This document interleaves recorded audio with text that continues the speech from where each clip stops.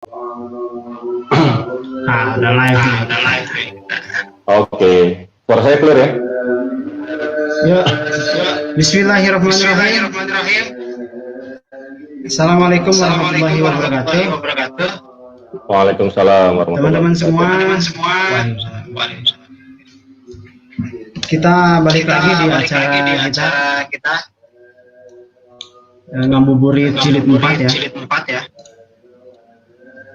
Hari ini kita kedatangan narasumber bernama Farid Wasdi. Betul ya? Asik. Iya, ada ribuan.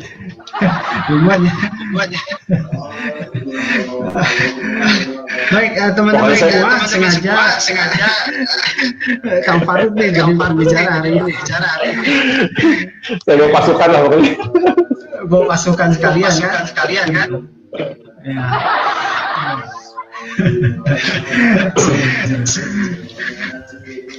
Baik, sebelum saya serahkan ke Kang Farid, ada beberapa hal nih yang mau kita jelasin ke teman-teman bahwa hari ini kita masuk ke ngabuburit jilid 4 ya. Udah ada jilid 4 aja ini. Iya dong. 4 nih. 4, 1, 2, 3, 4. Walaupun sempat jebol dan satu lagi scheduling.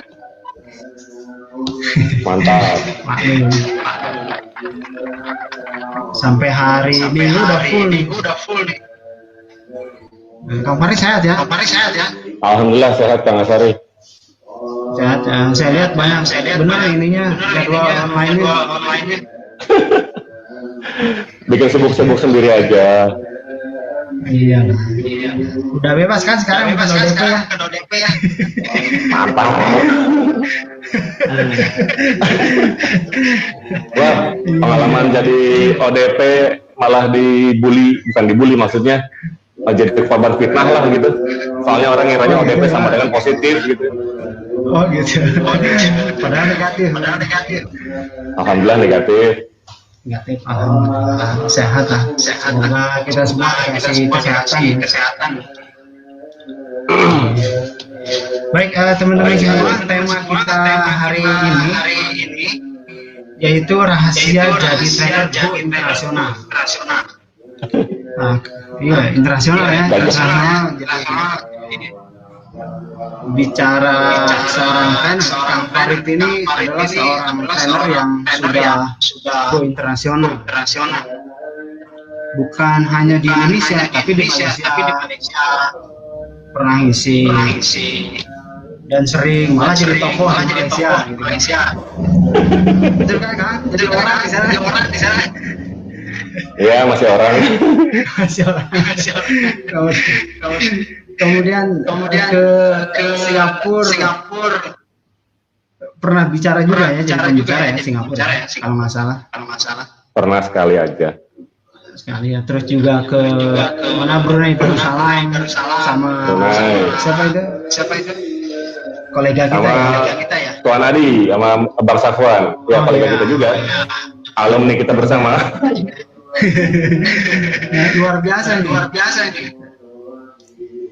Jadi teman-teman, hari ini kita akan bongkar-bongkaran ya. Cerita lah, gimana sih Kang Farid mencapai posisi atau sebutlah level pada saat ini sebagai seorang trainer. Rahasianya adalah nggak ada rahasia.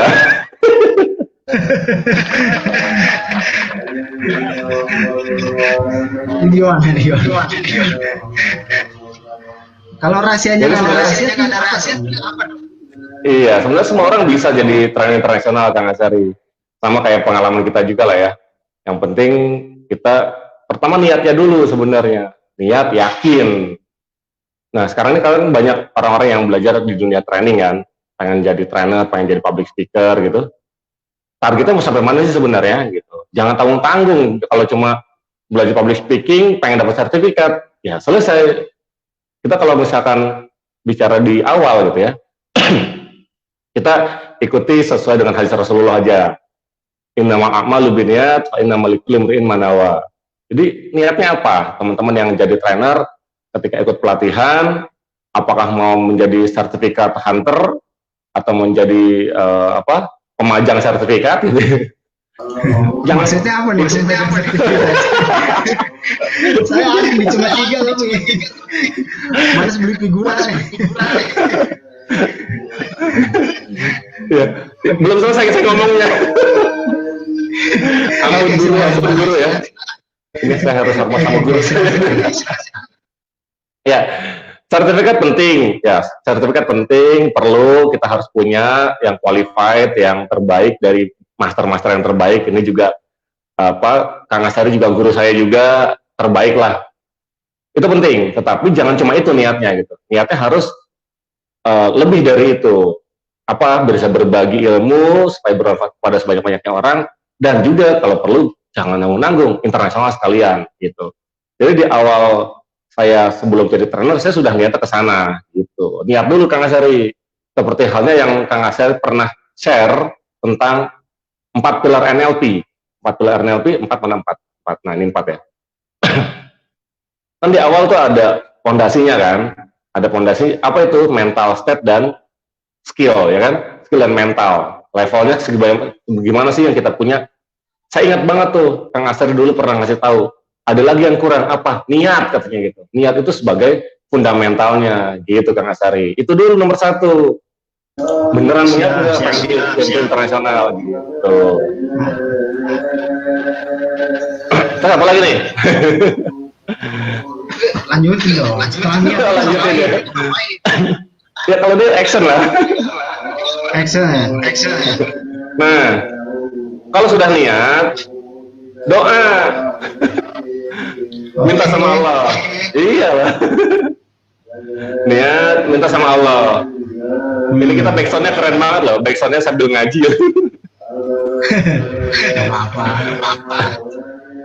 Ya, kalau udah niat, konsep niatnya mulai membuat pilar pertama dalam NLP. Apa? Goal. Goalnya apa sih goal terbesarnya gitu.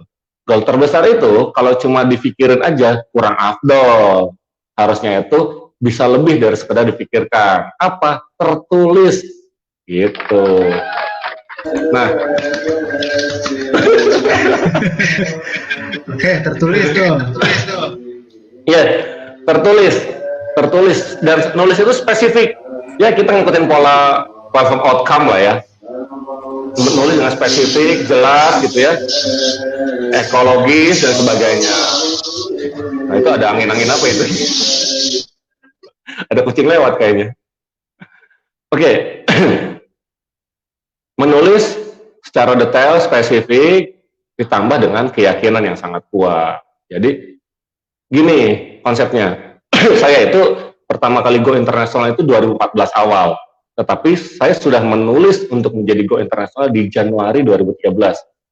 Setahun sebelum saya berangkat ke Malaysia. Nah, ketika menulis itu betul-betul harus dengan konsep keyakinan yang kuat, yang penuh, jangan nanggung-nanggung. Jadi dulu saya dulu seorang guru ya, seorang dosen, kemudian saya senang ngajar. Saya tulis gini, ya Allah, saya pengen tetap ngajar, tapi saya nggak mau jadi guru, saya bilang gitu.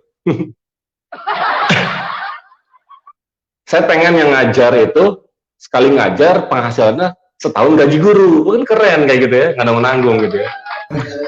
Mantap itu. Waduh, suara apa itu? Nah, saya tulis, kemudian saya berangkat ke luar negeri, kemana saya listing negara ini gitu ya. Saya tulis, dan saya tulis juga, saya pergi ke Malaysia gratis, pulang bawa duit. Nah, itu penting banget tuh. Udah niat, serius, tulis cita-cita kita, tulis niat kita gitu ya. Nah, menulisnya itu sambil yakin. Kalau nggak yakin ya nggak jadi. Kadang-kadang gini, orang itu kan punya permohonan, punya harapan ya. Mereka berdoa gitu. Kadang-kadang doanya itu nanggung. Sedikit-sedikit, ya Allah, saya butuh makan ya Allah. Ya buat minggu ini aja, nanggung. Itu namanya doa-doa yang nggak ikhlas. Kan kita tahu nih, ada orang ngasih nggak ikhlas. Tapi ternyata ada orang minta nggak ikhlas gitu. Apa itu Dok? Minta nggak ikhlas? Mintanya nanggung. Gimana tuh? Iya, jadi mintanya nanggung, nggak berani minta besar sekalian gitu. Jadi guru ya, saya senang pengen jadi guru ya, guru di SD aja, guru di SMP aja, ya itu bagus juga kalau emang cita-cita besar emang itu.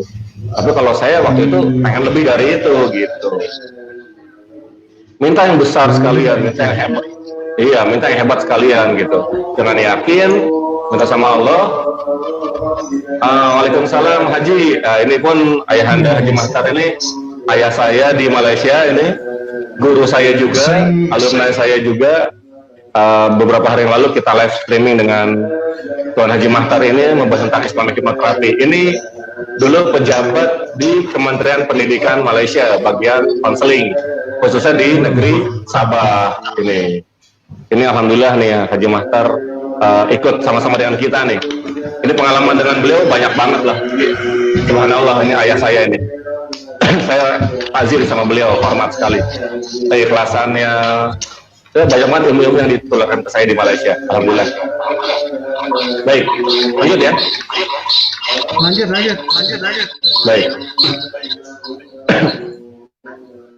Jadi itu kita doa, minta yang terbaik sama Allah, dan setelah itu lakukan amal-amal yang memantaskan diri kita supaya kita bisa mendapatkan doa-doa kita gitu. Awalnya begitu dulu. Ya perbaiki diri, ya mulai minta ridhonya orang tua gitu ya. Saya minta maaf sama guru-guru saya gitu ya. Dan subhanallah itu skenario Allah itu unik gitu. Skenario Allah unik. Saya mintanya di awal 2013, dikabulkan awal dari 2014, dan betul-betul pada awalnya bukan karena saya diundang sebagai pembicara internasional. Ini sejarah ini ya, sejarah gimana saya bisa ke luar negeri gitu ya. Jadi pengalaman orang kan beda-beda ya. Tapi saya jujur, ini adalah kemurnian kekuatan doa gitu. Ini sesuai yang diajarkan oleh guru saya, doa itu kuat banget hasilnya. Ud'uni astajib lakum, kata Quran gitu di Quran, Allah mengatakan gitu. Nah, jadi skenarionya itu yang diundang itu bukan saya gitu, teman saya ya, saya sangat bersyukur juga bisa dipertemukan dengan beliau. Tapi skenario yang Allah buat, berangkat dengan beliau, saya itu ngapain coba? Ngebantuin beliau, bawain koper. Salam sehat buat Coach Far dan Mas Asar dari Kang Nurman. Oke, makasih Kang Nurman. Assalamualaikum ya. Semoga sehat, semoga diberkahi, semoga puasanya lancar dan kembali kepada fitrah di hari Idul Fitri nanti. Lanjut. Jadi apa tadi? Yes, kekuatan doa ya. Nah, subhanallahnya, saya itu dulu bantuin beliau, bantuin apa sih, nyiapin modul, plakat, banner, koper gitu, ngangkatin koper, bener. dan kenal dengan beliau itu kan di pelatihannya Kang Asari itu dulu itu, di STI itu, saya inget banget itu. Oh iya. Sama-sama bisa hipnosis, sama-sama bisa sulap, nyambung kan dari situ kan, gitu. Nah, ini subhanallah, kita nggak tahu skenario Allah kayak gimana. Ternyata pas waktunya pelatihan beliau sakit, itu ceritanya. Jadi mau nggak mau saya menggantikan beliau posisinya gitu. Akhirnya ya alhamdulillahnya sudah memantaskan diri sejak lama. Saya belajar tentang, pertama kali saya ngisi internasional itu tentang hipnoterapi ya, hipnosis. Padahal waktu itu saya belum punya sertifikat trainer. Hanya karena saya pernah belajar tahun 2009, saya hobi, saya suka, saya amalkan, dan saya coba menguasai, pernah juga mengajarkan orang secara non formal dulu sebelum jadi trainer di Semarang dan di Kediri gitu. Jadi sudah tahulah basicnya gitu kan. Kemudian sebelum saya ke Malaysia itu saya sering niat minta sambil apa? Nonton Upin Ipin. Apa itu? Belajar bahasa Melayu. Gimana? Iya. Belajar bahasa Melayu gitu dari Upin Ipin. Jadi dulu kan nggak bisa kita bahasa Melayu gitu kan. Oh, mendengar Upin Ipin ngomong kayak gini, betul. Ya udah saya ikut juga, betul gitu. Jadi Upin Ipin itu guru saya Mas Asari gitu.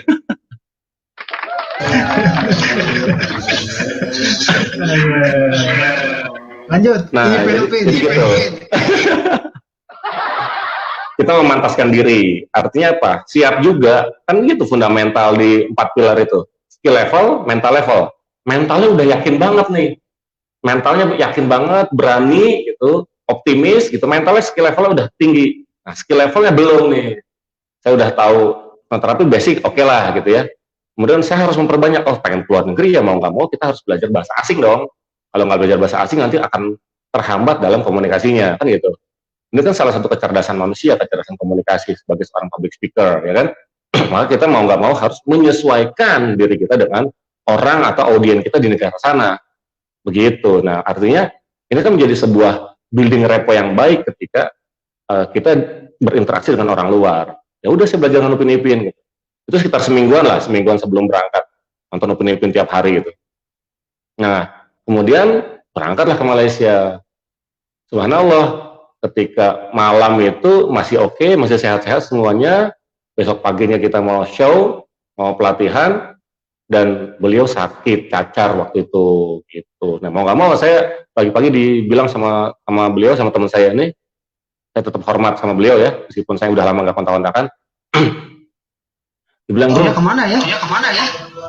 Wah, kayaknya udah lama beliau tuh nggak berkecimpung di dunia training lagi kayaknya, Kang Asari. Mungkin udah punya hobi yang lain, saya nggak tahu juga. Iya, terakhir tuh ketemu, terus katanya sibuk ngurusin reptil waktu itu. Hobinya pindah ke ngebahas tentang reptil.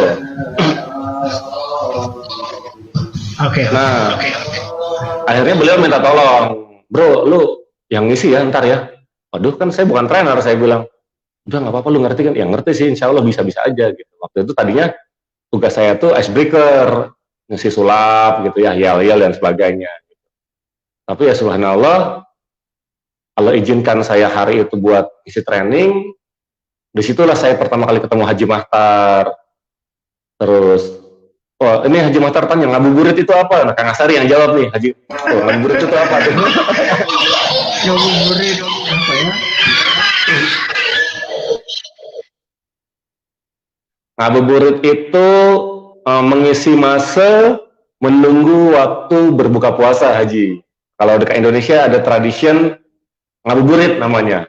Itu lepas asar sampai menjelang maghrib, orang akan lepa-lepa, bincang-bincang, mengisi masa lah, menunggu masa waktu berbuka. Itulah ngabuburit. Nah, saya juga bingung bahasa apa ngabuburit.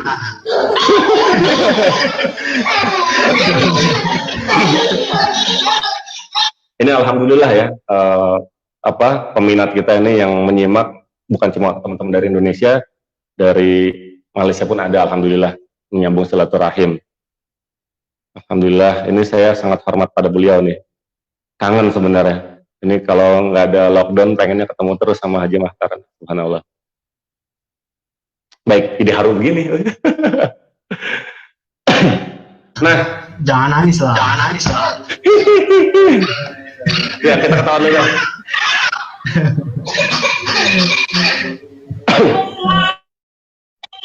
Oke, jadi waktu itu saya dalam waktu sekitar 30 menit perjalanan dari hotel ke tempat training, ya saya belajarlah slide modul yang disiapkan oleh teman saya itu. Saya baca gitu ya di mobil gitu.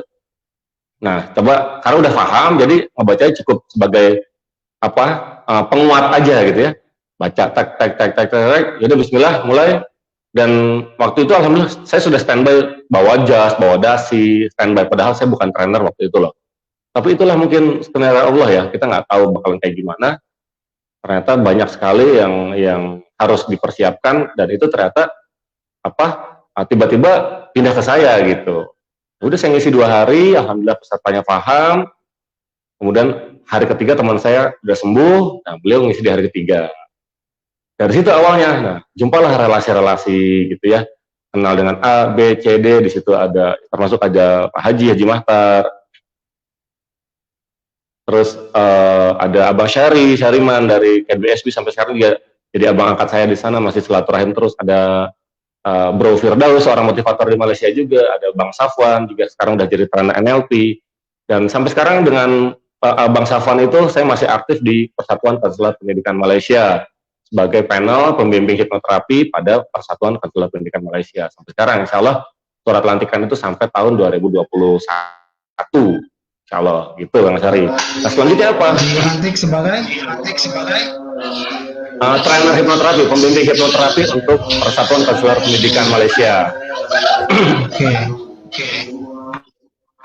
Pengalamannya ya banyak sih. Habis itu yang penting apa? Kita menjaga kualitas aja, memberikan yang terbaik buat peserta kita supaya apa? Testimoninya selalu baik. Jangan sampai ada peserta yang dikecewakan lah gitu ya. Meskipun ada juga peserta yang mengecewakan gitu. Pengalaman macam-macam lah di luar negeri ya.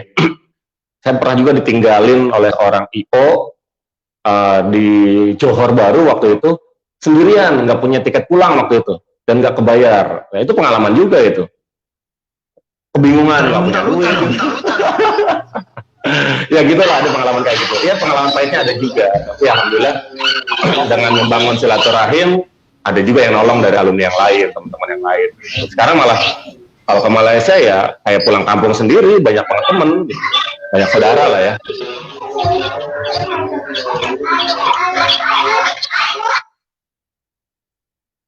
Gitu Kang Asari. Ada pertanyaan lagi? Sebentar.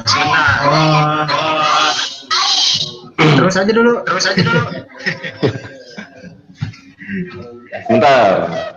Astagfirullah. Ini ternyata kalau di Malaysia itu burit itu, ini kita kan ngabuburit ya. Nah kalau di Malaysia itu burit itu ternyata sesuatu yang pornografi, itu bahaya itu. Aduh, baru tahu saya juga.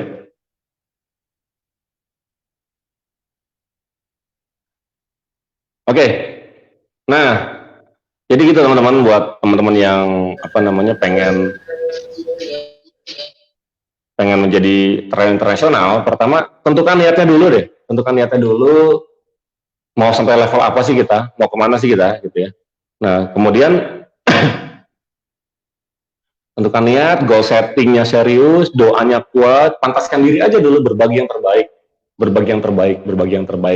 Jadi bukan tentang, oh saya dapat berapa ya, ini saya pikir gini, banyak teman-teman trainer yang berpikir untuk cepat-cepat balik modal setelah ikut pelatihan, sertifikasi. Itu salah mindset sebenarnya. Kalau hanya sebatas itu impiannya, ya sudah, nanti misalkan ikut pelatihan hipnoterapi, NLP sekian juta, hipnoterapi sekian juta, kemudian public speaking, tender sekian juta gitu ya. Terus yang dia pikir apa? Ketika sudah punya sertifikat trainer, dia tidak memantaskan diri secara kualitas keilmuan. Tapi yang penting tahu teori bisa ditularkan lagi ke banyak orang. Ya, mengajarkan orang bagus, tetapi sebenarnya jangan sekedar tahu teori kemudian untuk diajarkan dan pengen cepat-cepat balik modal jualan. Ini trainer, tapi di jiwanya bukan jiwa trainer jadinya. Sebenarnya kita kalau jiwanya tukang dagang.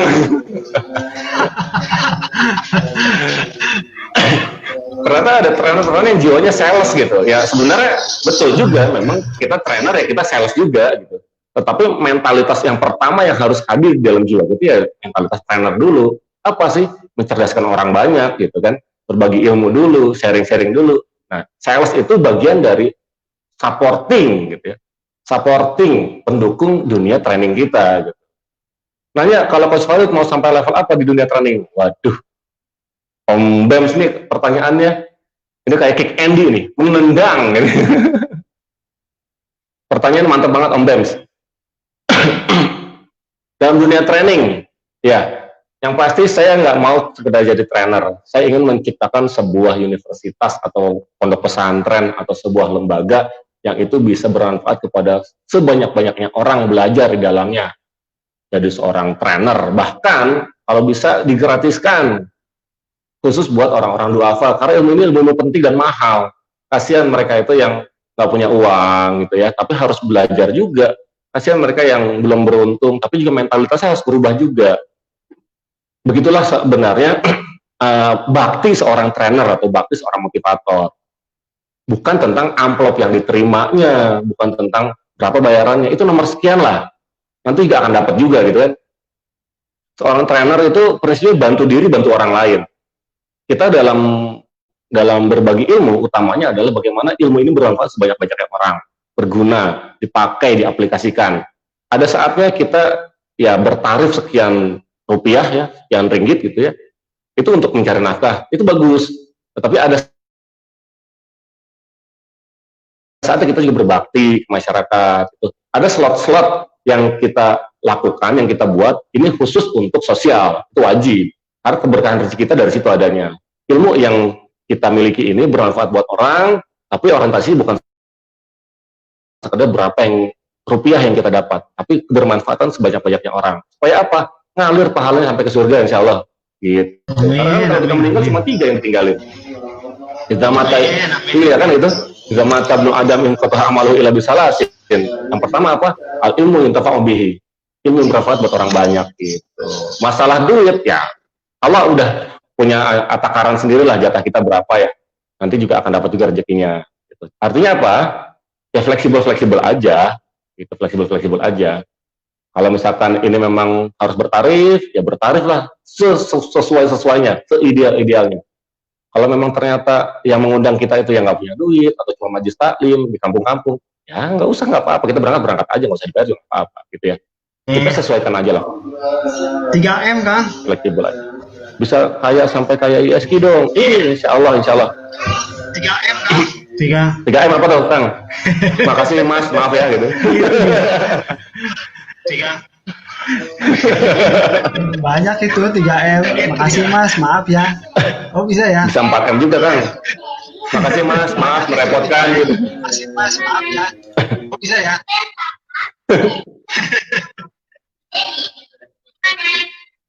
Itu kata Pak Bembeng di Facebook, itu yang kupelukan kayak kenal katanya gitu. Kenal dengan Pak Bembeng, Kang Asyari? Sangat kenal. Sangat kenal. Ya, mantep lah, dia itu termasuk pembelajar yang hebat. Berubah haluan, berkarya, sekarang malah udah bikin buku itu kayaknya, itu hebat tuh. Salut lah perjuangan Pak Bembeng dalam mempelajari ilmu-ilmu kemanusiaan. Keren. Oke. Apalagi nih mau ditanya ini?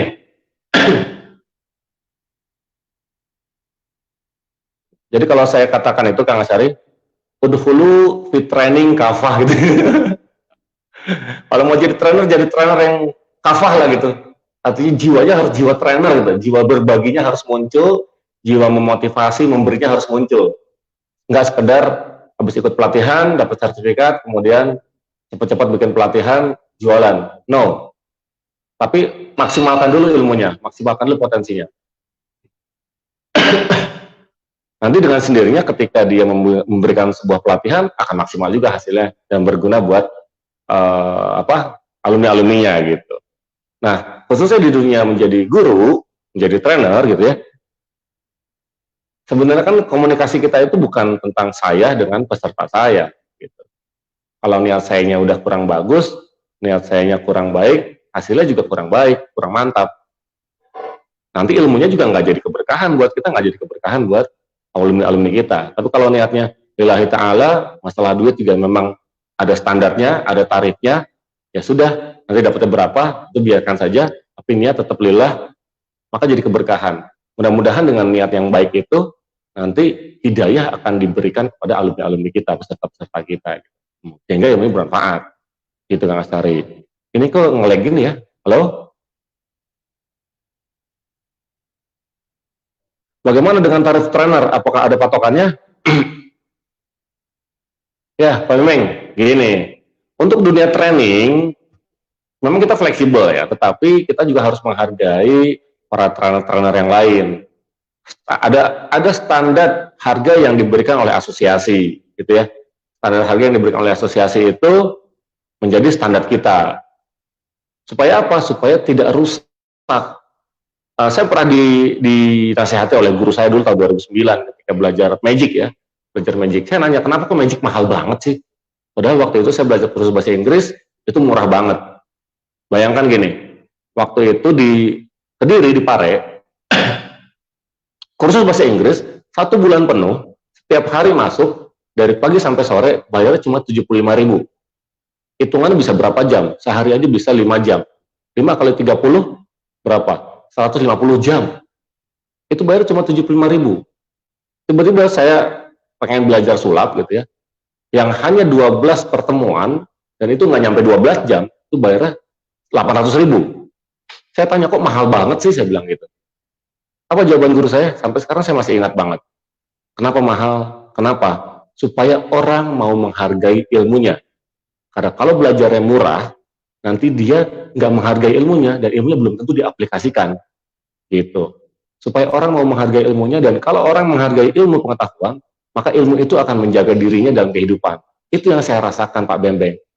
Jadi kalau misalkan trainer itu kok mahal, ya itulah bagaimana orang mau menghargai ilmu pengetahuan yang harus dia terima. Karena mahal nanti akan dia jaga betul-betul. Ibarat kita kalau beli barang gitu ya, beli barang murahnya cuma 1.000-an, jatuh terbuang pun orang nggak akan sayang gitu. Tapi kalau misalkan barangnya jutaan rupiah, sayang dong kalau nggak dipakai, sayang dong kalau dibuang gitu. Nah, tetapi juga ketika kalau saya pribadi ya, kalau saya pribadi gini, ketika saya tahu bahwa orang ini punya kesungguhan belajar yang kuat, dia serius belajarnya, dia kuat belajarnya, bukan cuma coba-coba, bukan cuma ingin penasaran doang gitu, maka saya bisa aja memberikan dia harga diskon 50%, bahkan gratis pun bisa saya kasih. Tetapi harus bisa dibuktikan bahwa ini orang yang serius gitu. Saya pernah kayak terapi gitu ya, tarif terapinya mahal, tapi saya nggak pernah pakai tarif. Saya dinasihati oleh guru saya harus pakai tarif supaya orang menghargai kesehatannya gitu. Nah kemudian apa? Terus saya nggak enak nih kalau misalkan harus ditarif. Saya bilang, ya udah kalau misalkan nggak mau ditarif, itu menjadi ladang ibadah, minimal orang itu suruh sedekah aja ke panti asuhan atau ke masjid gitu. Ini tentang bukan membayar trainernya, tetapi bagaimana orang itu menghargai ilmu pengetahuan. Seperti terapi bukan tentang membayar trainer sekian, trainer ini kok tarifnya mahal banget sih. Bukan itu, tapi tentang bagaimana dia menghargai kesehatannya. Ibarat gini, ada orang yang sakit bertahun-tahun, dia udah berobat sampai puluhan juta, nggak sembuh-sembuh. Tahu-tahu datang ke seorang, ke Kang Asari misalkan, praktisi NLP, atau ke saya, praktisi hipnoterapi gitu. Terus kita bilang 500.000 dan dia malas bayarnya. Loh, yang puluhan juta dia berani loh, dan ternyata nggak sembuh. Kok 500.000 dia nggak mau? Padahal itu bisa jadi menyembuhkan. Nah, kan begitu. Jadi bukan tentang sayanya, bukan tentang trainernya, tapi tentang bagaimana orang menghargai ilmu pengetahuan. Mahal, kalau itu betul-betul berharga, ya bayar. Gitu. Hasilnya, jangan salah, hasilnya betul-betul menjadi feedback yang positif untuk kita semua. Gitu. Gitu Pak Bembeng ya. Mungkin ada pertanyaan lagi. Kang Asari mungkin mau ada komentar-komentar apa, atau kita ngobrol-ngobrol apa gitu.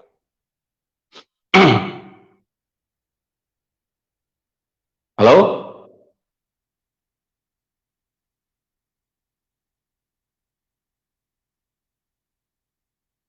Halo? Ini masih hidup nih, Kang?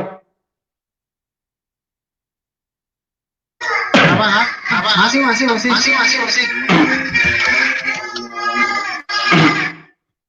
Oke, sekali lagi saran saya buat teman-teman yang ingin menjadi seorang trainer ya, jadi motivator, jadi jangan nanggung-nanggung cita-citanya. Nah, kita harus paham bahwa ketika kita belum bisa go internasional, itu bisa jadi bukan karena susah nyari relasi, bisa jadi bukan karena peluang belum dapat, tetapi bisa jadi yang sebenarnya adalah memang kita belum pantas gitu loh. Saya pernah dapat peluang buat ngisi pelatihan di Belanda. Waktu itu di Belanda atau Jerman, lupa saya. Belanda. Sudah kontak-kontakan karena waktu itu ada link dari Persatuan Mahasiswa Indonesia di Belanda. Gitu ya. Kemudian dia memang membuat riset untuk tesisnya tentang hipnoterapi. Nah, dalam konsep Eropa itu punya pemahaman sendiri, dan di Indonesia sudah berubah sesuai kultur Indonesia, gitu ya. Kemudian dia telepon saya, kontak-kontakan, nanya, terus dia juga nanya tentang konsep Islam bagaimana, saya jelasin terus, dia bilang gini, wah penting banget nih buat mahasiswa-mahasiswa Indonesia di sini nih, gitu. Terus kemudian dia bilang, gimana kalau misalkan kita buat program di Belanda, berapa tarifnya, berapa puluh juta katanya gitu. Saya bilang gini, nggak usah pakai tarif, saya bilang, cukup sediakan aja transport pulang pergi, menginap di sana, kalau bisa ya ada souvenir lah dari Belanda gitu kan. Nah, udah proses, kemudian juga proposal udah masuk, semua sudah masuk, sudah ACC bahkan, gitu. Saya sudah senang banget, dia sudah minta foto paspor segala macam, berarti kan hampir deal nih, hampir deal loh ya. Nah, kemudian dari situ, apa? Tiba-tiba aja nomor handphonenya nggak bisa dihubungin. Nah, lo, nomor handphonenya nggak bisa dihubungin, saya nggak bisa kontak-kontakan. Setelah 2 bulan kemudian lah, apa 3 bulan kemudian itu, baru dia menghubungi saya lagi. Kemudian beliau minta maaf, dia bilang, sorry, mohon maaf, handphone saya hilang di sana gitu. Dia bilang itu handphonenya hilang, nggak bisa dihubungin. Kemudian dia bilang ini setelah dalam kurun 3 bulan ini dia sudah nggak menjabat sebagai ketua Persatuan Mahasiswa Indonesia di Belanda. Padahal tadinya dia bilang mau diproses sampai ke Jerman, ke tempat-tempat yang lain lah. Karena kan kalau sana kan Schengen ya, ada 8 negara yang kita bisa singgahi dalam sekali jalan, sekali berangkat ke sana gitu. Nah, dia bilang gini, ya kemungkinan nanti akan dilanjutkan oleh ketua berikutnya gitu ya. Ya, dilanjutkan oleh ketua berikutnya, dan itu ternyata nggak dilanjutkan oleh ketua berikutnya gitu. Programnya dibatalkan. Nah, saya nggak menyalahkan orang itu ya. Jadi saya nggak menyalahkan orang tersebut. Yang saya salahkan adalah diri saya sendiri gitu. Bisa jadi doa saya kurang. Iya, bisa jadi doa saya kurang. Bisa jadi kesungguhan, keseriusan saya berbeda dengan waktu saya pengen ke Malaysia. Dulu saya mau belajar dengan Upin Ipin, pengen bisa bahasa Melayu, tapi waktu saya dapat peluang ke Belanda, saya tidak memantaskan diri dengan belajar bahasa Inggris dengan baik. Gitu. Jadi kita itu akan mendapatkan cita-cita kita, harapan kita sesuai dengan kepantasan diri kita juga. Kalau belum pantas ya pasti akan nggak dikasih. Pantaskan diri aja makanya sebaik-baiknya. Bahasa Inggrisnya, ilmunya dikuasai benar-benar. Kemudian bangun relasi. Makanya 4 pilar NLP kepake banget lah. Bangun relasi, goalnya di sensory equity-nya diaktifkan untuk membayangkan, mengimajinasikan goalnya. Artinya apa? Dalam doa kita itu, kita harus trance. Dalam doa kita itu kita harus trance, kita menjiwai doa-doa kita, membayangkan, mendengarkan, merasakan doa-doa kita, kemudian relasi dibangun. Flexibility, caranya dikuasai, tambah lagi, belajar ini lagi sebagai buat supporting kepantasan kita untuk mendapatkan doa yang kita inginkan. Setelah itu relasi, billing rapport-nya dikuatin. Mulai sekarang dunia internet enak ya, dunia internet. Kita cari komunitas di mana, misalkan di Eropa ada komunitas orang Indonesia gini, kontak aja. Assalamualaikum, salam kenal, gini. Kita sharing-sharing apa yang manfaat buat mereka. Online kayak gini juga bisa. Nanti lama-lama juga pakai kok, dan mereka bisa ngundang juga kok gitu. Atau misalkan di Malaysia, mulai kenalan. Banyak teman-teman saya di Malaysia yang go ke Indonesia ya, go-nya ke Indonesia, dan itu nggak lewat saya loh. Tiba-tiba udah nyampe Bogor gitu kan, ngisi acara di sekolahan di Bogor lah. Ini orang Malaysia kok bisa masuk ke Bogor? Ternyata dia nge-add Facebook orang Indonesia, pertemanan, kemudian disambut di sini, saya mau berangkat nih ke Indonesia, ke Bogor, nanti nginep di rumah kamu ya, nginep di rumah temen di sini, dan ternyata temennya guru ya udah ngasih tahu tuh ke sekolah-sekolah yang mau ngisi gratis aja dulu, gratis. Kita kan billing repo. Memang modal paspor, modal tiket gitu ya. Saya aja ngisi di Malaysia yang gratis banyak banget. Dan memang harus seperti itu, kita pengabdian. Kita pernah ngisi di Pemadam waktu itu untuk rehabilitasi narkoba. 2 minggu kita keliling. Dibayar berapa? Gratis. Rugi nggak? Ya nggak rugi. Insya Allah dapat pahala juga gitu. Ya dapat makan gratis, tinggal gratis, hotel gratis, jalan-jalan gratis, itu udah alhamdulillah lah gitu ya. Ada kalanya seperti itu. Jadi nggak selamanya harus sekian juta, nggak selamanya. Kita tuh fleksibel aja. Yang penting berbakti, pengabdiannya harus diutamakan gitu ya. Ini ada pertanyaan dari KKCM Koperasi. Ini di KKCM juga Tangerang Selatan, saya juga sering ngisi alhamdulillah dengan teman-teman KKCM Koperasi. Mudah-mudahan selalu berkah usaha-usahanya, semakin lancar. Kemudian semoga juga dimudahkan, khususnya dalam kondisi pandemi corona gini, mudah-mudahan tidak ada yang kolaps ya, mudah-mudahan tetap bertahan, struggle, survive, bisa terus sukses, itulah. Tapi terkadang kita sudah pasang tarif, tapi masih dibilang kemahalan. Gimana cara mengatasinya dengan orang-orang yang tidak menghargai nilai sebuah ilmu tersebut? Ya, ngebut aja ngebut, gitu ya. Pasti akan ada orang lain yang menghargai. Next aja langsung, gitu. Kalau emang mereka kayak gitu ya, lo nggak niat belajar, gitu ya udah selesai. Kalau pengen gratis, suruh apalagi ada orang bilang gini, ini kan ilmu Allah nih, semua ilmu Allah nih, kok ditaruh harus sekian-sekian? Ya kalau pengen gratis belajar aja langsung sama Allah gitu, nggak apa-apa gitu ya. Maksudnya mati gitu.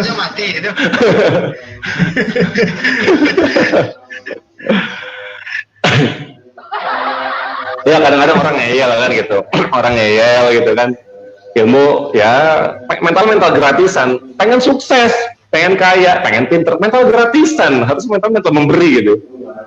Gitu harusnya tuh memberikan yang terbaik gitu. Kalau saya nanya ke Kang Asari nih, Kang Asari belajar keilmuan, hipnoterapi, NLP, jadi master kayak gini, sama-sama go internasional, udah berapa puluh juta itu kira-kira itu?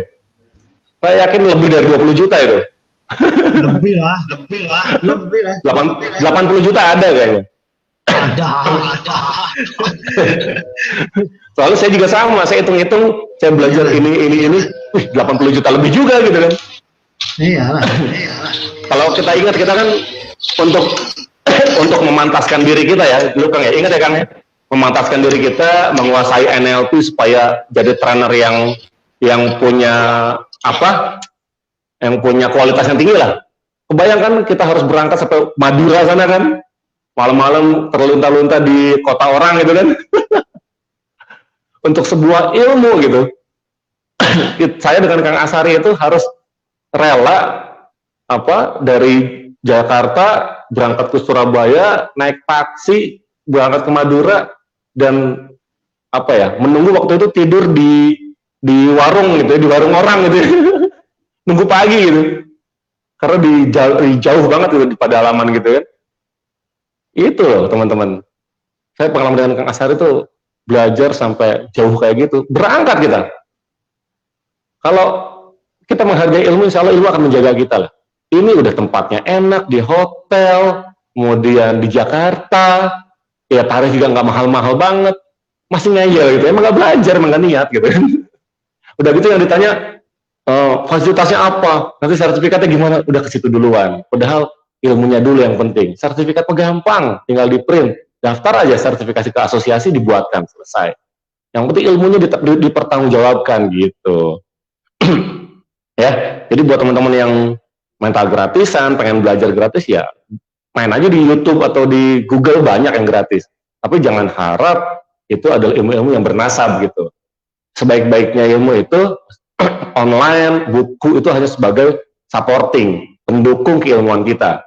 Tetapi cari guru yang terbaik gitu. Jangan sampai kita merasa hebat gara-gara baca buku doang, dari Google doang, dari YouTube doang, terus jadi trainer ngaku-ngaku udah belajar dari Amerika gitu kan, konyol gitu.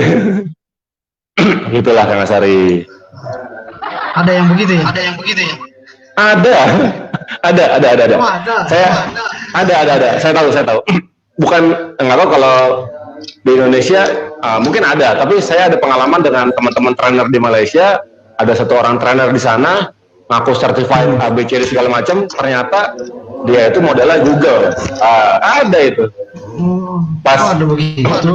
Ada dia bilang gini, saya belajar dari master A, saya belajar dari master B, saya belajar dari master C gitu kan.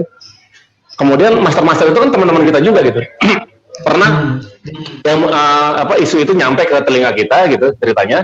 Kemudian pas kita tahu ada jadwal dia, kemudian diam-diam para master-master yang disebut itu hadir di belakang gitu, masuk. Itu nggak bisa ngomong apa-apa itu. Itu kayak acara gerbang gitu ya? Kayak gitulah gitu. Soalnya kan dia menjual nama orang gitu. Padahal dia nggak belajar serius gitu. Ada. Ya jangan kayak gitulah ya. Ini buat teman-teman yang jadi trainer atau motivator, jangan kayak gitulah ya. Ya berkah ilmunya, jangan membohongi orang lah gitu. Kasihan dirinya, bukan kasihan alumninya. Ada pertanyaan dari Pak Bembeng nih. Kenapa seorang trainer mesti punya basic NLP dan hipnosis? Apa ada bedanya? Apa bedanya dengan yang tidak? Oh, apa jawaban dari Kang Azhar ini? Nah, bedanya yang satu belajar, yang belajar. Beda sih. Waduh. Bedanya benar ya, satu luar biasa ini. Mungkin dia bisa di luar kali.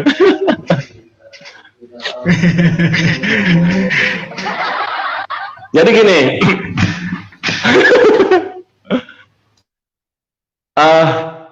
kalau kita pengen jadi seorang motivator, khususnya motivator deh ya, kalau trainer itu nggak punya basic NLP hipnosis nggak apa-apa.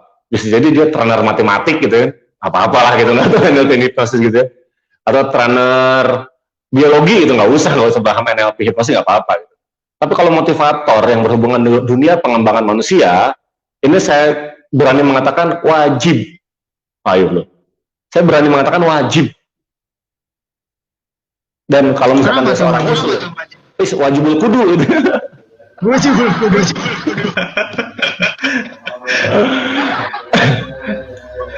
Ya, kalau dia ingin berkecimpung trainingnya, dunia trainingnya yang berhubungan dengan dunia pemberdayaan manusia, dunia pengembangan manusia, maka kenapa wajib? Karena dia harus tahu mesinnya manusia itu apaan. Kan gitu kan? Manusia itu bukan sekedar iya, mesinnya dulu harus tahu. Berarti kita mau naik mobil nih, mau jadi pembalap, mau pakai berapa cc gitu. Kalau mobil yang cc-nya kecil ya nggak bakal ngebut gitu. Atau ternyata mobil luarnya bagus tapi nggak ada mesinnya gitu, nggak bakal jalan gitu. Kan kita ketika jadi motivator atau trainer yang khususnya untuk pemberdayaan manusia, ini kan akan memperbaiki manusia, memperbaiki, mengubah gitu, memperbaiki, mengubah menjadi lebih baik, kan gitu. Nah, seperti mobil mogok yang kita servis apanya? Kan nggak mungkin wiper atau spionnya gitu. Mobil mogok itu yang diservis adalah mesinnya. Maka ketika kita mau masuk ke dunia training atau motivasi atau motivator yang berhubungan dengan pemberdayaan manusia, kita harus tahu mesinnya. Mesinnya apa sih? Nih, pikirannya, nih, hatinya, itu mesin manusia, jiwanya. Nah, NLP dan hipnosis itu adalah salah satu ilmu yang memang sangat-sangat membahas tentang fundamental dari manusia itu sendiri, tentang mesin manusia.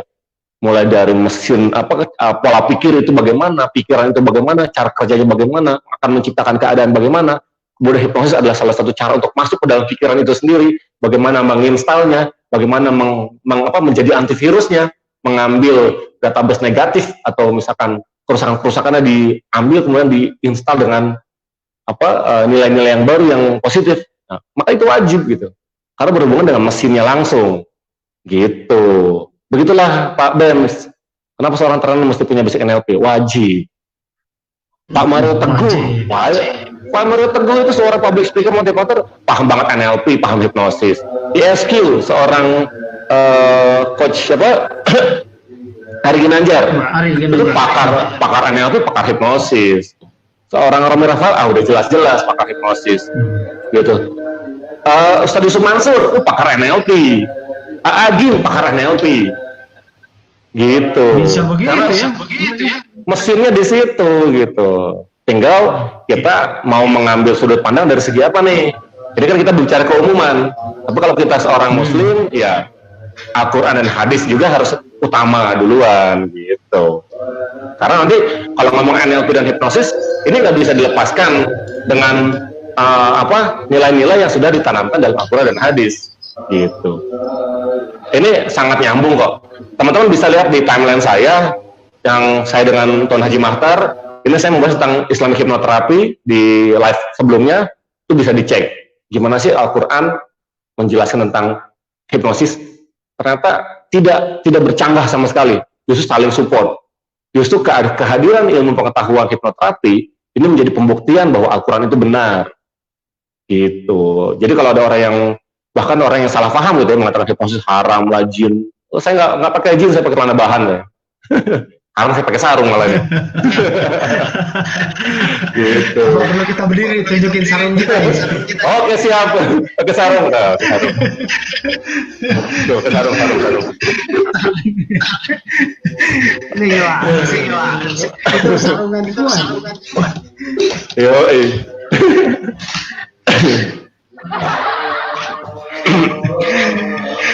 Nah, ini ada pertanyaan lagi nih, Kang Farid nih. Ya. Kasih masukan dan tips buat trainer pemula agar bisa menjadi trainer seperti Coach Farid. Santai. Tipsnya beli buku Kang Asari. Yang mana ya? Yang abu-abu. Apa tuh judulnya? Saya lupa tuh. Oh gitu ya. Iya. Tipsnya pertama beli buku Life Change Kang Asari. Wah, ini hidup kita pasti berubah nih. Kang Asari ini hebatnya, saya salut karena produktivitas dalam menulis bukunya luar biasa, nggak kayak saya. Saya produktivitas di dunia yang lain. Tapi ini albumnya banyak. Malah jadi seorang rapper gitu. Iya. YouTube banyak banget tuh, rap. Ya, seorang motivator juga manusia ya. Ya, ternyata punya bakat terpendam yang lain gitu ya, melepaskan inner child yang dulu sering dilatih, ternyata sekarang ada medianya bisa terlampiaskan gitu ya. Terima kasih tepuk tangannya. Oke. Ini gimana nih Kak?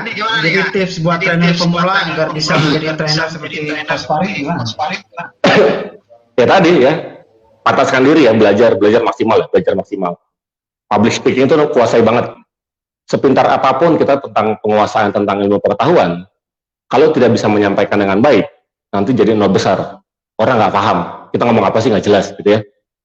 Kita kuasai konten semaksimal mungkin tentang apa yang ingin kita berikan kepada orang banyak, kemudian kuasai public speaking-nya. Latihan public speaking banyak lah ya, di saya bisa, di Kang Asari bisa, bahkan kita berdua, saya dengan Kang Asari punya pelatihan trainer plus outbound di Kalipaingan, gitu ya, bisa ikut juga.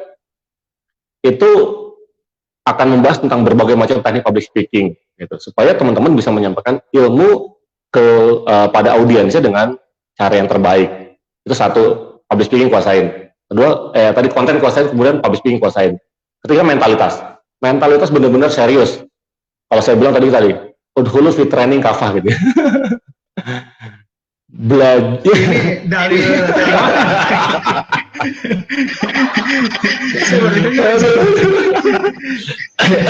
ya kan, kalau saya orang Islam, maka saya berislam kafah gitu kan. Saya berislam secara kafah karena saya mau jadi orang Islam gitu. Kalau saya mau jadi trainer, udhulu fit training kafah gitu juga. Jadi seorang trainer yang kafah gitu, yang serius, yang benar-benar totalitas, maksimal, jangan setengah-setengah. Gitu. Betul. Kalau keluar setengah-setengah enak. Kalau setengah-setengah gimana? Iya, orang juga karena orang juga kalau setengah-setengah aneh gitu. Jadi cowok gitu ya, cowok ya harus total cowok gitu. Kalau setengah-setengah kan kita bingung juga gitu. Iya. Trainer juga sama, jangan setengah-setengah. Maka jadilah trainer yang kafah, yang serius gitu. Serius. Tadi polanya harus maksimalkan ilmu yang kita pelajari, kita aplikasikan dalam keseharian kita, menjadi mindset, pola pikir, dan perilaku kita gitu. Nah, baru saya berniat buat sharing kepada sebanyak-banyaknya orang, bermanfaat kepada banyak-banyak orang. Nah, toolsnya banyak banget untuk menjadi penunjang seorang trainer yang lengkap. Dan itu justru saya belajar banyak dari Master Asari. Wah, saya nanya. Luar biasa ini. Jadi, itu saya nggak tahu itu. Itu seseorang yang sangat istimewa. Oke. Nih, ya teman-teman semua nih, saya kasih tahu kekerenannya Kang Asari nih, meskipun dia sarungan dan pakai peci dia. Dia itu betul-betul warrior gitu ya. Self warrior, lonely trainer, sendiriannya aja keren banget. dia punya konten hebat. Jadi saya modeling. Meskipun modelingnya belum semaksimal yang harusnya saya juga bisa maksimal kayak Kang Asari berkarya sehebat-hebatnya gitu ya. Nih, single, bukan single belum menikah ya, single trainer. Ada yang mantap. Tenang. Saya klarifikasi langsung gitu ya. Ini lonely warrior gitu ya. Sendirian, dia menguasai semua tools yang dibutuhkan oleh seorang trainer. Kontennya dikuasain, public speaking dikuasain. Apalagi bisa bikin desain sendiri, PowerPoint-nya dikuasain, slide presentasi dikuasain, ngedesain iklannya sendiri, flyernya dikuasain, coba. Jadi seorang desainer juga, seorang konseptor juga, seorang presenter juga, public speaker juga gitu. Marketing sendiri juga, wih keren banget kan. Marketer juga. Jadi kayak tukang bahasa ya, Justru gini, jadi buat teman-teman yang ingin jadi trainer, kita kan gini, kita tahu bahwa kita semua punya multiple intelligence, 8 kecerdasan manusia gitu ya, kata Gardner ada 8, tapi sebenarnya kalau dikembangkan bisa jadi 12 lah. Pertama kita punya satu kecerdasan, misalkan public speaking adalah kecerdasan linguistik. Tapi kan kita konsep pelatihan mau kayak gimana, maka kecerdasan spasialnya akan bermain. Kita juga harus mendesain iklan kita, maka kecerdasan spasial juga bermain, gitu kan. Kita harus cepat action ya, maka kecerdasan actionnya harus bermain. Kita juga harus ngitung keuntungan kita, kerugian kita, maka kecerdasan logika matematika bermain. Ujung-ujungnya 8 kecerdasan itu harus bermain semua, harus dimaksimalkan semua. Ada musical intelligence, karena kita harus latihan bernada mendayu-dayu gitu ya, bermain back sound gitu. Mau nggak mau itu bermain semua itu. Latihan nyanyi juga ujung-ujungnya gitu, yel-yel juga kan, gerak-gerak juga, maka kecerdasan kinestetiknya harus bermain. Maka buat trainer pemula, mulai dari satu kecerdasan yang kita kuasai tadi ya, public speaking, kemudian logika yang bermain di konten yang kita kuasain, akhirnya apa? 8-8-nya kita kuasain. Termasuk saya tambahkan yang nggak ada di situ adalah kecerdasan spiritual, kuatkan. Itu jadi trainer hebat insya Allah. Dan salah satu model saya adalah yang pakai baju MNLP di depan teman-teman ini, pakai peci, pakai headset. Bisa ya. Tepuk tangan dulu lah buat Kang Asari gitu ya. Ini. Gitu. Ini Pak Bembeng pertanyaan terus nih ya. Luar biasa nih pertanyaan kick terus. Iya, nggak apa-apa. Kata Pak Bembeng ini, kan tidak harus NLP dan hipnosis, ada tool lain yang kalau kan nggak apa-apa. Memang nggak apa-apa, kan tadi saya bilang nggak apa-apa. Jangan larang siapa? Siapa yang larang itu? Enggak ada yang larang. Tadi saya bilang kalau misalkan kayak trainer matematik yang nggak usah ngerti NLP, nggak usah ngerti hipnosis, ora popo, ngono.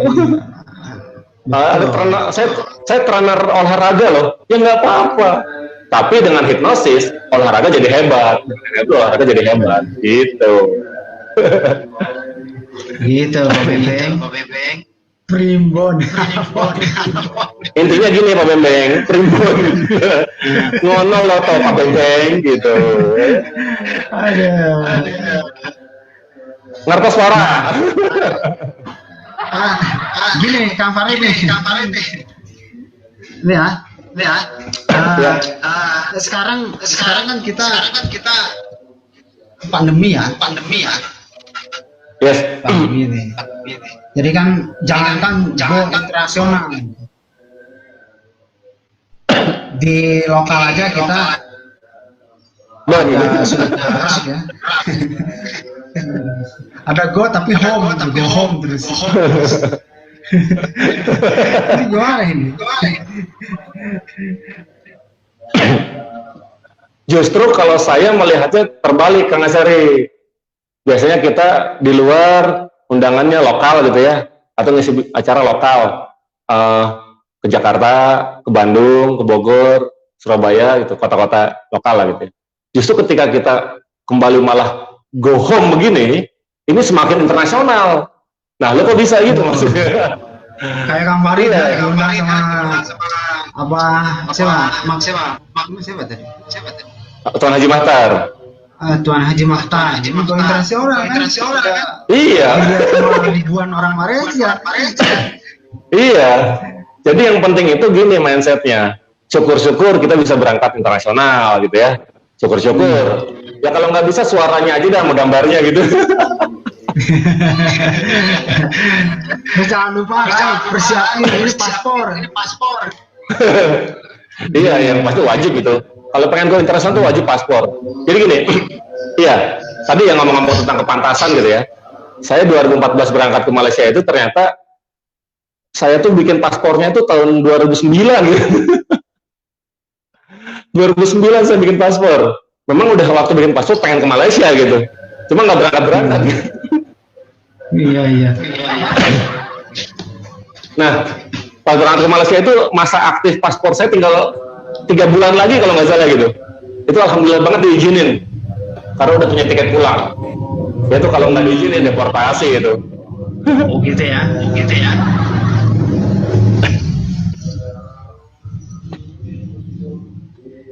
Nah, di kondisi pandemik gini ya, kita justru maksimalkan banyak waktu di rumah, maksimalkan untuk bisa membangun relasi ya. Kalau pengen yang go internasional, bangun relasi mumpung di rumah.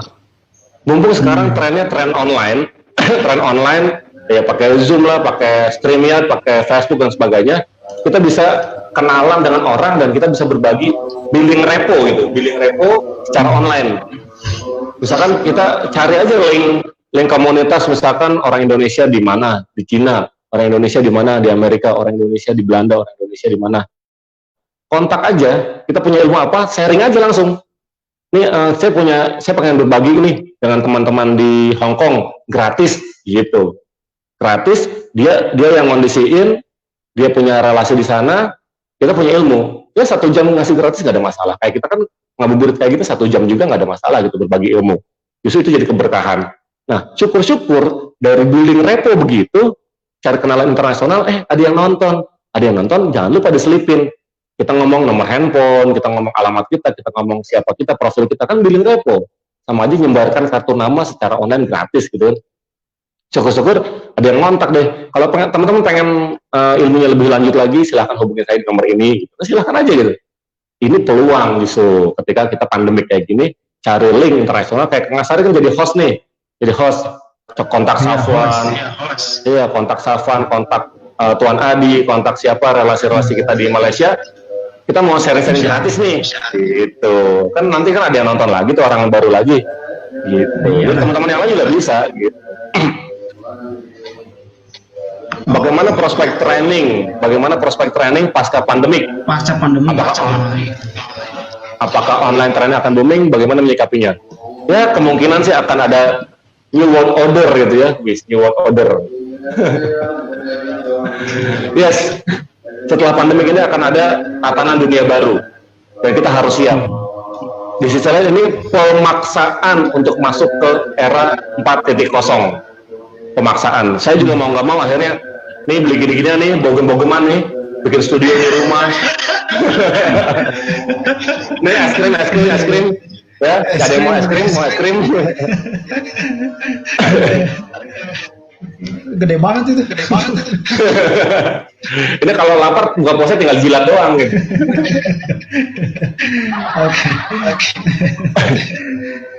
Justru kita di kondisi begini adalah waktu untuk persiapan kondisi setelah pandemik nanti. Ini pemaksaan untuk dunia 4.0 yang mau nggak mau kita harus siap untuk masuk ke dunia digital.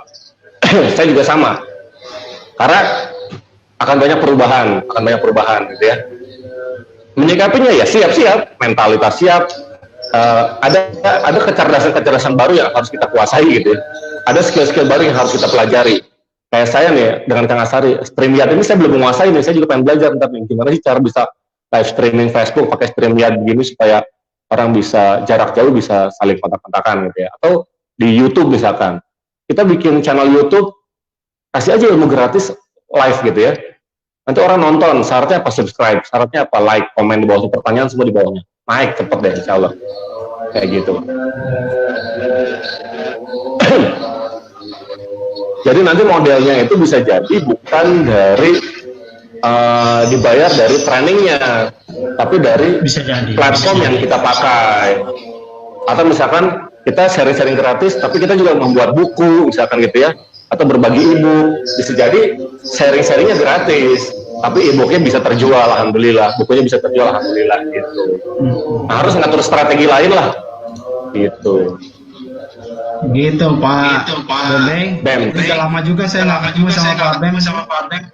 Kayaknya dia makin botak aja nih.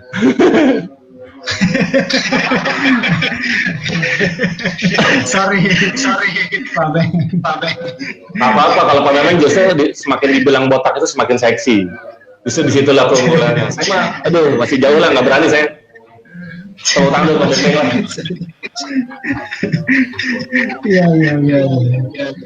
Iya. Dan ternyata ya, untuk menjadi trainer yang go internasional itu nggak sulit ya. Yang bayangin sama orang. Saya mah cukup jadi trainer di kampung aja lah. Atau saya cukup di kabupaten aja. Ya sebenarnya nggak sulit. Dunia sekarang, dunia digital bisa kita manfaatkan dan nggak sulit karena apa? Karena semuanya bisa diakses melalui internet. Yang penting tadi memantaskan diri. Kenapa kok saya nggak berangkat ke Amerika sekalian? Kenapa nggak berangkat ke Eropa? Ya bahasa Inggrisnya balelo, gimana mau berangkat ke Eropa gitu? Kalau saya udah bisa bahasa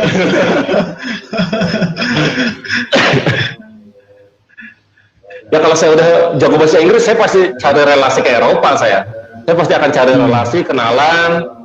Contoh ya di Instagram saya itu yang berteman gitu kan, sesama hipnosis, orang Amerika, orang Eropa, orang Inggris. Kita juga, mungkin Kang Asari juga temenan kayak dengan Master Niklom ya kan? Niklom. Oh iya. Ya kan orang Inggris yang belajar hipnoterapi di Indonesia, bisa bahasa Indonesia, kita bisa bangun relasi dengan dia, ngobrol-ngobrol, live streaming kayak gini kan bisa juga tuh. Ayo Kang Asari diundang lah. Bertiga kita. Yoi. Bertiga bisa. Kita kenalan sambil silaturahim kan gitu. Ntar kali aja ada orang Inggris yang nonton gitu kan, terus kita diajarin bahasa Sunda gitu.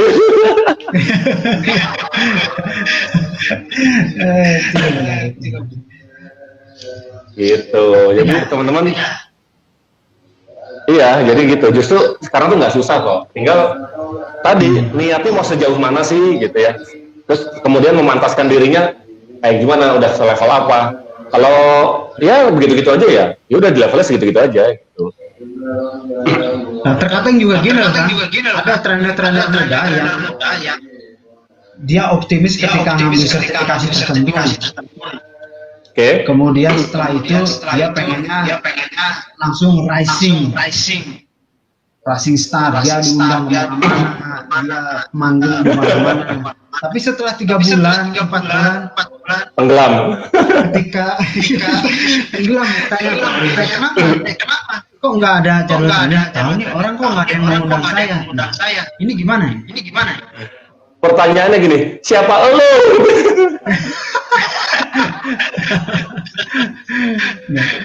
Pada akhirnya setelah kita kan nggak dia, udahan, nggak jadi trainer lagi. Iya, akhirnya kan bosan sendiri. Karena gini, pola pikir dia awalnya udah salah gitu. Dia pengen diundang, siapa yang mengundang, orang nggak kenal kita gitu. Jangan dikira gini. Ya. Jadi gini,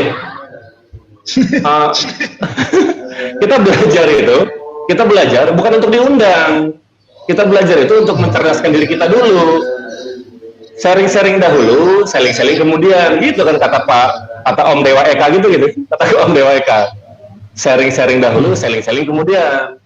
Nah, dalam sharing itulah kita membuat building repo, membangun branding siapa diri kita.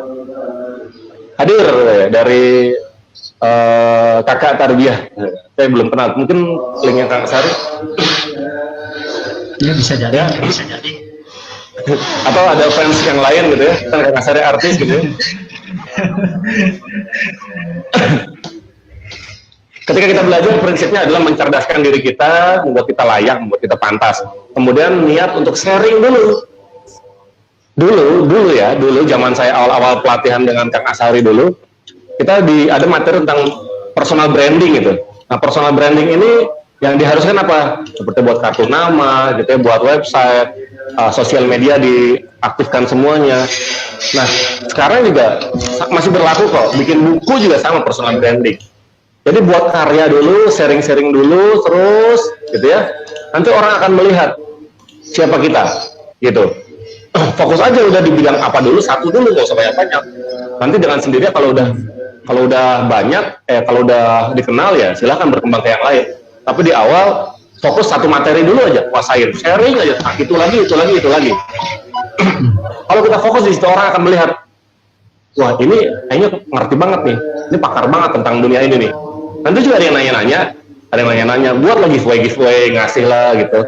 Buatlah grup-grup gratis. Istilahnya apa? Kita buat funneling, bikin kolamnya dulu gitu.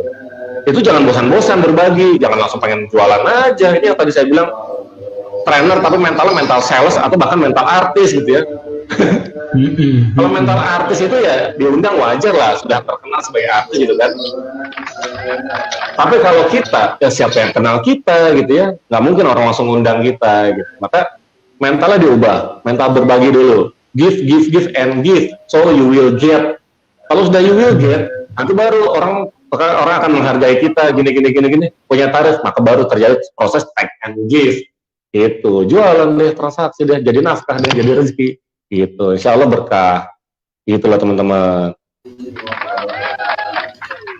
Iya, intinya sih jangan terlalu menggebu-gebu pasca training, kemudian dia berpikirnya timbal baliknya itu pasti cepet setelah training. Iya. Jangan langsung ke situ dulu. Proses. Kayak Kang Asari udah tahun berapa dia belajar sampai sekarang masih belajar terus. Dan trainer itu nggak ada berhenti belajar sebenarnya Kang Asari ya. Nggak ada berhenti belajar. Betul sekali. Kita nguasain ini, belajar lagi, nguasain ilmu yang baru. Ya semuanya saling berkaitan semua. Bahkan sampai sekarang pun kalau ada yang ilmu keren nih, belajar lagi. Berapa juta, sekian juta, ya belajar juga gitu. Saya juga punya target-target tertentu yang saya ingin belajar dari guru-guru yang lain lagi. Banyak juga target-target yang saya ingin temui, guru-guru besar yang saya ingin belajar dari mereka-mereka orang-orang hebat. Gitu. Jadi nggak ada berhenti belajarnya. Meskipun kita jadi trainer, udah go internasional sekalipun, jangan gengsi untuk belajar dari orang-orang yang di sini yang bisa jadi ilmunya kita belum paham sama sekali. Gitu Kang Asari. Cukup panas ya. Apaan kuping?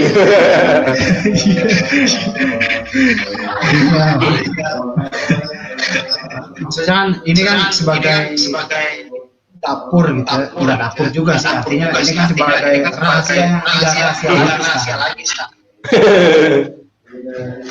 Kalau misalkan kita kasih tahu lah. Iya, kalau misalkan di kelas workshop ini kan memakan waktu yang sangat panjang gitu kan, sangat lama.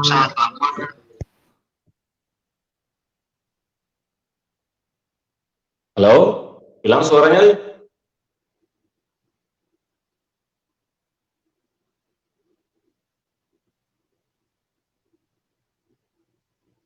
Halo?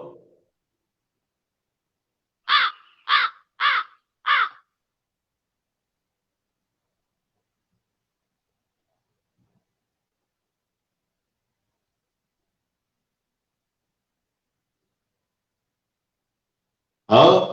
Suaranya hilang kan? Halo? Halo? Ya, halo. Ya, tadi suaranya hilang nih Kang Asari nih. Iya. Bisa kuburan. Ya, teman-teman bisa gali informasi itu lebih jauh nanti bersama Kang Farid di channel-channelnya, di kontaknya, di sosial medianya. Itu bisa teman-teman gali. Ya, jangan lupa subscribe channel YouTube saya Farid Wajdi, namanya sama dengan nama Facebook saya. Ya. Di situ saya ada berbagi sharing NLP, ada berbagi sharing grafologi, ada juga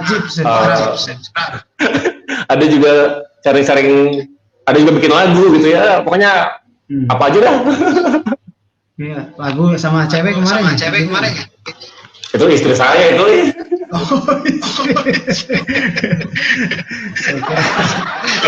Saya kira talent. Oh, itu saya lagi upgrade jadi talent juga gitu. Oke. Luar biasa. Oke ya, teman-teman. Cukup ya. Ini 1 jam tidak terasa kita ini bersama Kang Farid ini. Farid yang ini teman-teman bersyukur banget nih. Teman-teman bersyukur banget. Kang Asari bikin temanya unik ya. Bikin tema untuk ngebongkar dapur, gitu. Karena jujur kalau misalkan teman-teman dalam sebuah seminar motivasi untuk meningkatkan semangat menjadi go internasional, itu saya pernah ngisi bareng Oki Setiana Dewi ya, bareng Ustazah Oki Setiana Dewi di Johor Baru, diundang dari Indonesia ke Malaysia, sharing 1 jam kayak gini, sama cerita dapurnya doang, pengalaman hidupnya doang, gimana awalnya, kemudian ngebangun kesuksesannya gimana, sharing-sharing, kemudian susahnya dulu, kemudian itu cerita-cerita, itu orang-orang harus bayar jutaan loh itu. Nah ini Kang Asari jadi tuan rumah ngasih gratis buat teman-teman, luar biasa nggak tuh Kang? Tepuk tangan dulu lah buat Kang Asari dong. Terima kasih.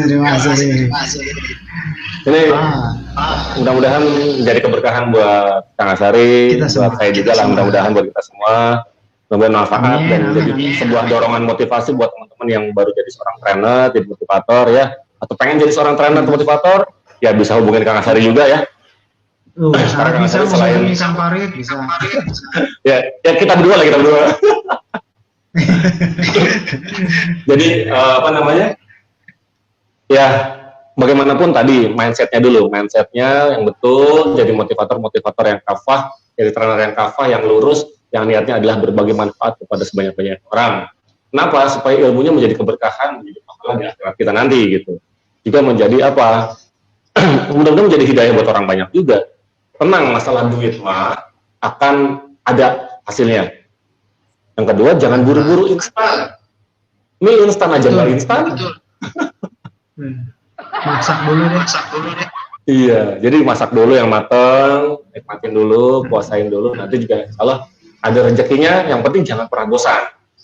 Kalau bosan ya baru 3 bulan tenggelam, 1 tahun tenggelam. Terus aja istiqomah aja. Nanti juga ada rezekinya, insya Allah. Gitu.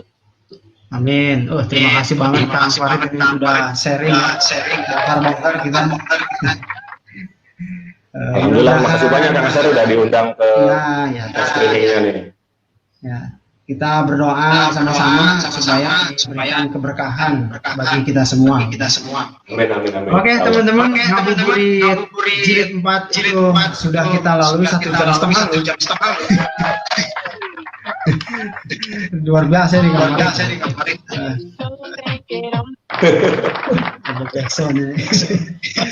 Besok kita ketemu lagi di jam yang sama, di channel yang sama.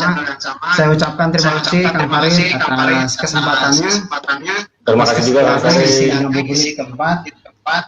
Semoga apa yang disampaikan menjadi bermanfaat bagi kita berdua, bagi teman-teman yang dengarkan video ini. Amin. Ya Rabbal. Sekian dan terima kasih. Billahi taufiq wal hidayah. Wassalamualaikum warahmatullahi wabarakatuh. Waalaikumsalam warahmatullahi wabarakatuh.